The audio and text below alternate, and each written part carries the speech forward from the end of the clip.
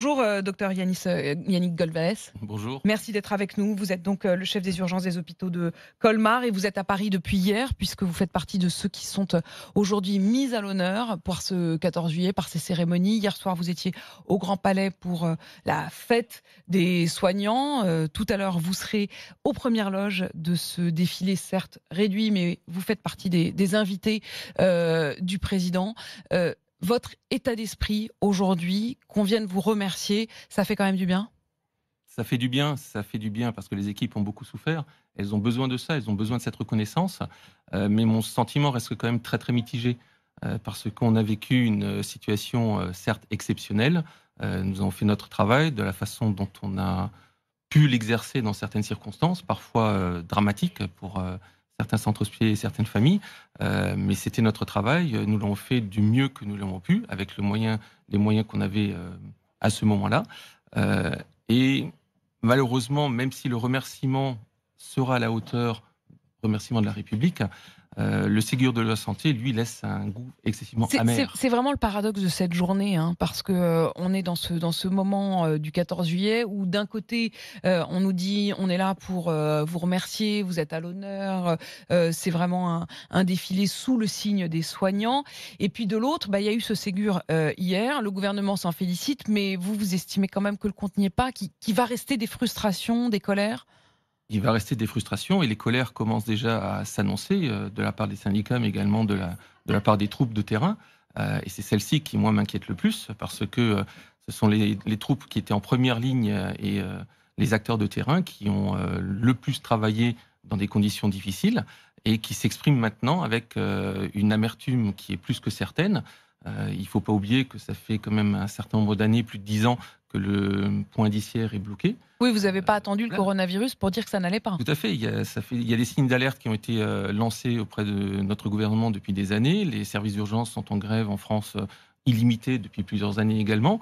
Heu, on n'a pas l'air d'être entendu. Cette, pandémie aurait dû être l'occasion pour le gouvernement de prendre des décisions exceptionnelles, courageuses pour, rattraper tout le retard qui a été accumulé ces dernières années.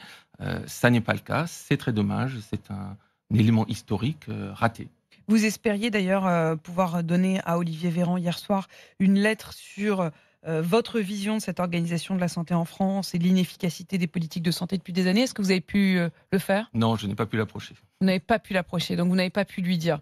Mais il écoute RMC, il vous entendra ce matin. Elle sera envoyée Voilà, ce jour. exactement. Au moins il aura entendu vos questions. Qu'est-ce qui peut encore faire que ça soit rattrapé? Qu'est-ce qu'il peut encore faire? Peut-être écouter un peu plus le terrain et les acteurs de terrain, alors j'insiste beaucoup sur ce terme-là, mais ce sont ces personnes-là qui ont vécu le pire pendant cette période, qui ont vécu les souffrances des patients, vécu les souffrances des familles et parfois vécu malheureusement également leurs propres souffrances. Vous avez parlé du nombre de personnels soignants qui ont été testés positifs. À Colmar, on a une proportion de presque 25% des personnels soignants qui ont été testés et qui s'avèrent être positifs, Mmh. avec certains qui ont fait des pathologies excessivement graves. J'ai un collègue qui a passé quand même plusieurs mois en réanimation Mmh. et qui commence simplement maintenant à s'en sortir. Donc c'est effectivement des situations où nous avons été très fortement impactés, Touché dans votre touchés chair. dans la chair, Mmh. pour notre travail habituel. Euh, Un mot justement, docteur, sur cette inquiétude d'une seconde vague, d'une éventuelle recrudescence, quand on voit que hier soir, vraiment en une fraction de seconde, la Californie a décidé de reconfiner, à effet immédiat, comme un coup près. Est-ce que vous faites partie de ceux qui estiment que le masque devrait être rendu obligatoire? Est-ce que ça peut être une des réponses? Ça peut être une des réponses, mais il y a l'ensemble des gestes barrières sur lesquels il faut excessivement insister et malheureusement, on oublie très, très vite les bonnes actions, et c'est très dommage et il faut vraiment insister sur ces gestes barrières pour qu'ils puissent, rentrer dans la vie courante de tout le monde.